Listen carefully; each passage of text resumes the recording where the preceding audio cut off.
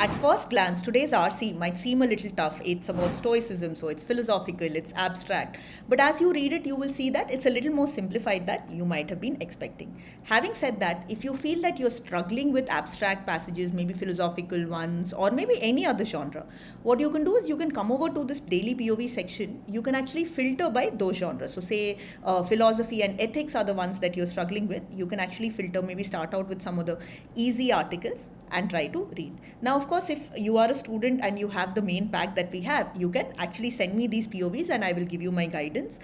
Even in the classroom pack, you can bring it to any class and you can ask your doubts. It doesn't matter what the topic is. But in case if you're watching this on YouTube, you will definitely still have access to the article and you will have the POV which I have prepared. And you could also jump onto our Telegram group for doubts and ask doubts if you have, and the entire community would help you. So now let's start with this RC. As I was saying, it's not as difficult as you might think. There are also more straightforward questions, and there's another RC in this slot which is far tougher. Now, this question is one which is an inferential question. Which one of the following statements would be an accurate inference from the example of Marcus Aurelius?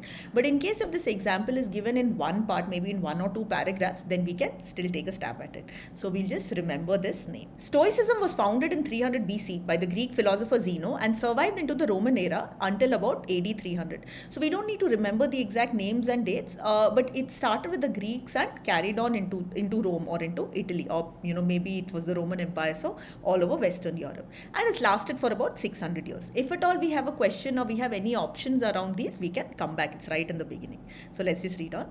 According to the Stoics, emotions consist of two movements. Now, what Stoicism is or what they believed is definitely more important than sort of, exact facts. So this is the part that we will pay attention to. So they felt that emotions have two movements.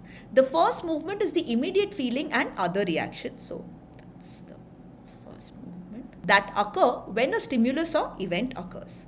For instance, consider what could have happened if an army general accused Marcus Aurelius of treason in front of other officers. The first movement for Marcus may have been internal surprise and anger in response to this insult, accompanied perhaps by some involuntary physiological and expressive responses such as face flushing and a movement of the eyebrows.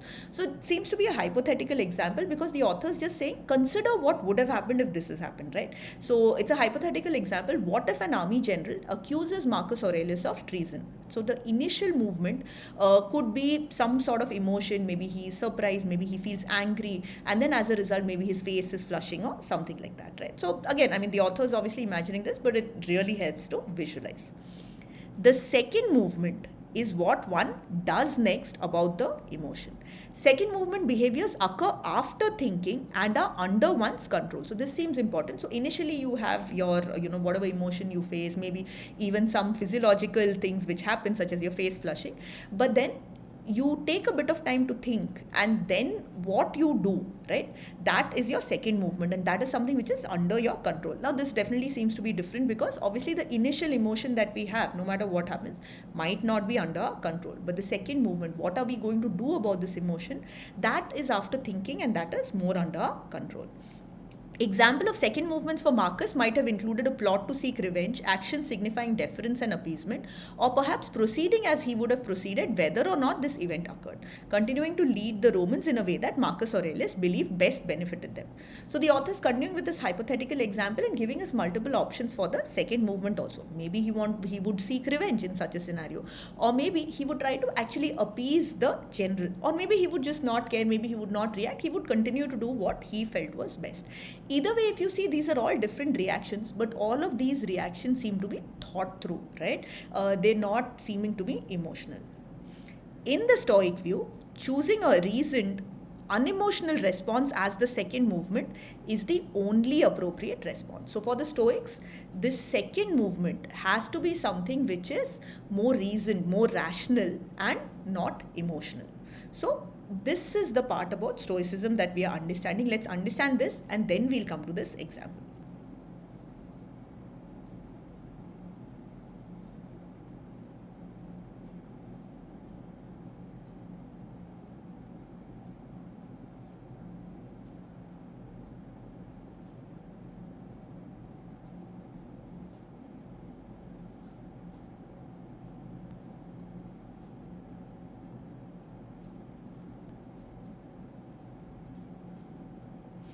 So, according to the Stoics, you would have a first movement, which is an emotional or a physiological response, and then you will have a second movement, which is a more reasoned or an unemotional response. Now, this second movement is the one which is under our control.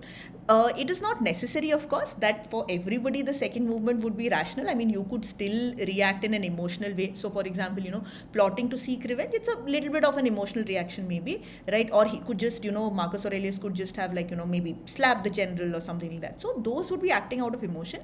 It is just that the Stoics feel that your second movement or your action should always be rational and not emotional. So that, I feel, is a little important to understand. So now let's try this question. Which one of the following statements would be an accurate inference from the example of Marcus Aurelius? Now we know that this is a hypothetical example that the authors come up with to help us visualize and understand this first and second movement, right? So using that, let's look at the options. Marcus Aurelius plotted revenge in his quest for justice. As I said, this is a hypothetical example. These are some options which the authors given, saying maybe he sought revenge, maybe he tried to appease the general, maybe he just, he didn't care and he continued doing what he wanted to do. So either way, you could actually eliminate it. If you are clear that this is just an example from the words, for instance, consider what could have happened, then you know that this has not actually happened. Even otherwise, right, you have 3 examples. So he could have done any one of these. So we cannot say for sure that he plotted revenge. Same way, we cannot say that he was humiliated by the accusation of treason in front of the other officers, right? Maybe he was humiliated. Maybe he was surprised. Maybe he was angry, right? And most likely it all doesn't matter because this is a hypothetical example. So both of these we can eliminate. Now, in case if you're confused and you're not sure whether you should eliminate it, isn't it something which is given, then you can use this technique which I like to call parallelism. If you see, this is something which is also given according to the example, and this is also something, while it's not specifically given, it definitely could have happened, right, based on this example. So if you're going to keep this, then you should keep this as well. So maybe that is something which will help you eliminate both of these options, and this is something which you can use quite a few times in CAT questions, and hopefully this helps you for mocks and your CAT exam. Marcus Aurelius was one of the leaders of the Roman army.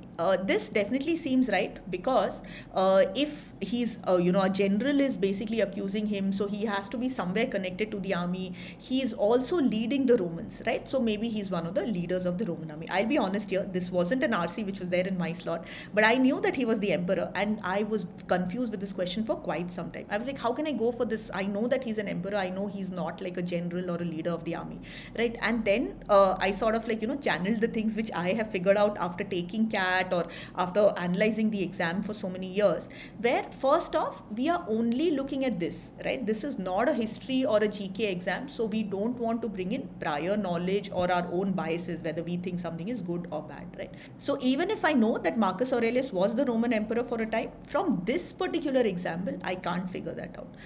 Even otherwise, right, I was able to reason it out because I was like, okay, if he's a monarch, if he's a ruler, he still can be a leader, right? So there have been so many others, Alexander, so many Indian kings where they led their own army. So why can this not be possible? So when in doubt, always think logically and remember that you are solving based on what is given, right? Do not try to bring in outside knowledge or your personal biases. That will typically not work out. So coming back to this option, this is definitely something we can infer. Why? Because he is interacting with an army general and he is leading the Romans. So we can connect these two, and this is the right inference. Now looking at the third option, Marcus Aurelius was a Stoic whose philosophy survived into the Roman era. Now he may or may not have been a Stoic. Given these examples, we can probably infer that yes, he was probably a Stoic, but it's not his philosophy that survived into the Roman era. It was Zeno's philosophy that survived into the Roman era. What this first sentence is saying is Stoicism is something which survived till about 300 AD into the Roman era. It is not Marcus Aurelius's philosophy. The philosophy survived, but it is not his philosophy. He was simply following that philosophy. So this is also like, a common elimination technique that you can use when you have words from the passage. That is something which potentially could be wrong. So it need not always be wrong, but generally it is. So make sure to double check options like these two. And then we go for the second option, which is the right answer here. The Stoics believe that to lead the good life and be a good person, we need to free ourselves of nearly all desires, such as too much desire for money, power, or sexual gratification. Prior to second movements, we can consider what's important in life. Money, power, and excessive sexual gratification are not important. Character, rationality, and kindness are important. So, what do the Stoics believe? For us to be a good person, we need to free ourselves of nearly all desires, particularly ones like money, power, sex. What should we focus on? Things like character, rationality, and kindness. According to them, these are the things which are important in life, not money, power, sex, or other desires, right? The Epicureans, first associated with the Greek philosopher Epicurus, held a similar view, believing that people should enjoy simple pleasures such as good conversation, friendship, food, and wine, but not be indulgent in these pursuits.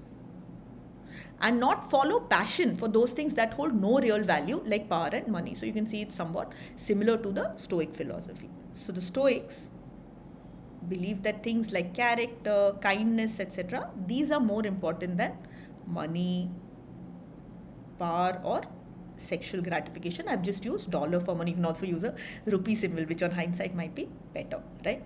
And a similar view is also held by the Epicureans. As Oatley states, the Epicureans articulated a view: enjoyment of relationship with friends, of things that are real rather than illusory, simple rather than artificially inflated, possible rather than vanishingly unlikely. That is certainly relevant today. So more recently, Oatley has written that the Epicurean view is something which is very relevant today. We should enjoy simple pleasures but not indulge in them too much. We should focus on things which are real, right? So probably things like these which are important as opposed to these. As Oatley points out, the Stoic idea bears some similarity to Buddhism. So it's similar to Epicureanism as well as Buddhism. Buddha, living in India in the 6th century BC, argued for cultivating a certain attitude that decreases the probability of destructive second movement. So the Buddha seems to also have a similar viewpoint, and the author is just explaining it in Stoic terms. So the Buddha might have used some other language, but the idea is this second movement, our reaction is something which is not destructive, right? We are reducing the probability. We are trying to reduce our reaction being destructive, right?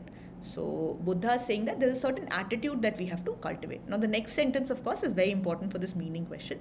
Through meditation and the right attitude, one allows emotions to happen to oneself, but one is advised to observe the emotions without necessarily acting on them. One achieves some distance and decides what has value and what doesn't have value. So the next sentence, again going back to the Stoics, so let's understand this. Now the Buddha also had a similar mindset, in fact to something which happened earlier, right? This is in the 6th century BC versus Stoicism, which started around the 3rd century. Typically dates are not important, just happen to notice it. So if you don't, it doesn't matter unless you have an option. Coming to the recommendation itself. Now if you see, the Buddha actually has a solution. How do we make sure that our second movement is rational, it is not destructive? So he's recommended meditation and the right attitude. If we practice these two things, then what will happen? We will still feel the emotion. It's impossible to prevent it, but it's almost as if the emotion is happening to us, almost as if we are observing the emotion.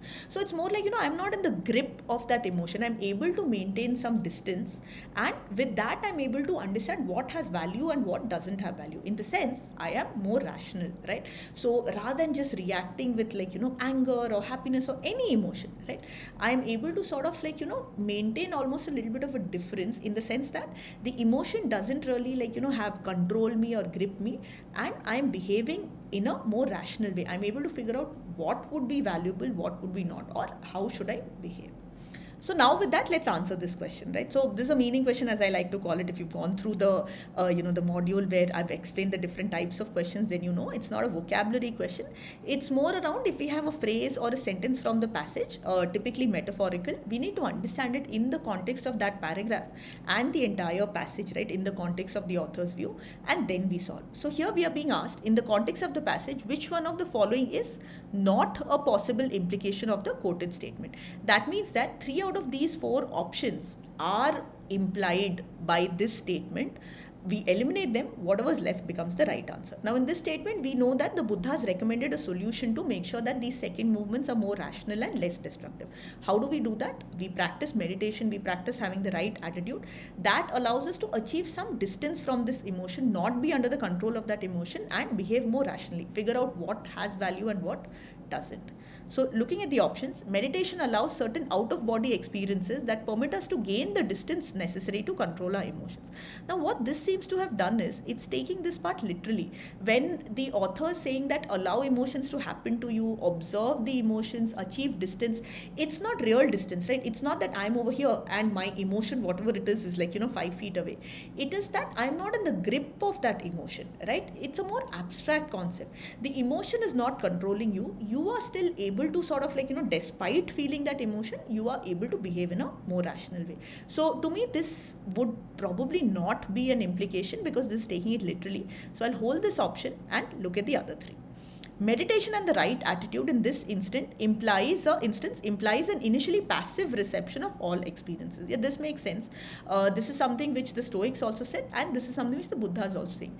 Allow the emotions to happen to you and observe it without necessarily acting on it. So if I'm not acting on an emotion, then I am being passive, right? Passive itself is the opposite of active. So this is definitely something which is an implication. So we'll eliminate it because we have to find which is not an implication. Emotional responses can make it difficult to distinguish valuable experiences from valueless experiences. This is something which we can infer, right? Only by maintaining distance or keeping a distance or not being under the control of that emotion can we figure out what has value and what doesn't have value, right? So that means that the emotion would otherwise make it difficult for us. So this also we can eliminate because it is an implication of this statement. The observation of emotions in a distant manner corresponds to the second movement referred to earlier in the passage. That's exactly right. In fact, that's something which the author is mentioning also. It decreases the probability of destructive second movements. That's not something which the Buddha said, but in Stoic terms, we are understanding it. So this also is something which is clearly implied from this sentence. So we eliminate these three and we go for the first option here. Now I'll solve this question in the end, so make sure that you stick around for it because this type of question, it was recently introduced. It's something which is a little trickier and it could also take long or accuracy could be less. So I'll give you a shortcut which will actually reduce the amount of time that you take to reason it out, but your accuracy will be high. But before that, we shall try out this one. Now just a little bit more. Additionally, the Stoic idea of developing virtue in oneself, of becoming a good person, which the Stoics believe we could do because we have a touch of the divine, laid the foundation for the three monotheistic religions: Judaism, Christianity and Islam. So Stoicism is something which is similar to Epicureanism and Buddhism. At the same time, it has had an impact on three religions, right? You have Judaism or Judaism, Christianity and Islam, right? So it has had an impact on all these three religions.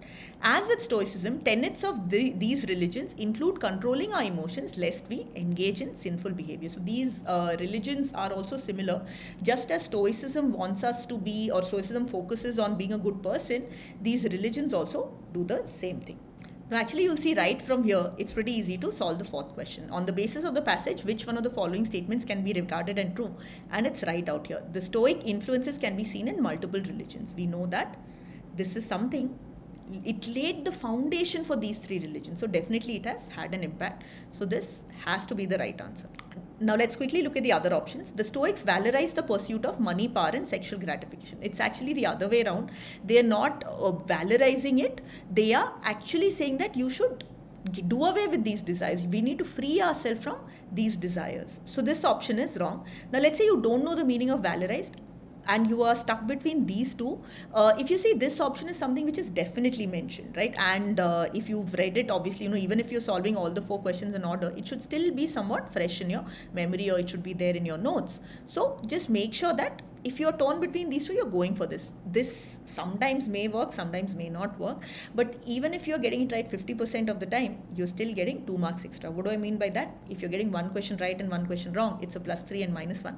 So you're still up by 2 marks, and you've spent time in reading the RC and reading the question, so you might as well make the most for it. Don't do it if you've skimmed through, you don't understand the question at all, but where you're stuck between 2 options, try to use logic as much as possible. The Epicureans believed in controlling all emotions. Now, the Epicureans said we should enjoy but not indulge, right? So, we still understand that these are good things. We are still enjoying them. We are just not taking it to the extreme by indulging in them. So, that doesn't mean that we don't have emotions or we don't feel the emotions. That doesn't mean we control the emotions entirely. So, we can eliminate this as well. There were no Stoics in India at the time of the Roman civilization. This we have no idea. We can't say, right? If you could just argue also, like, if there are people who were Buddhists who are following the Buddha, they also had a similar, sort of a philosophy. It could also be that there were Greeks or Romans who were living in India. So we really can't, conclude anything about this. So we will eliminate this and go for the first option. Now coming to this question, which one of the following statements, if false, could be seen as contradicting the facts or arguments in the passage? Now what it means is, if you convert this option to false, does it contradict the facts or the view given in the passage? Try the same thing for all four. Whichever is contradicting, that becomes the right answer. Now, of course, converting something to false is a little complicated. So what we can do is, if you have something like, if false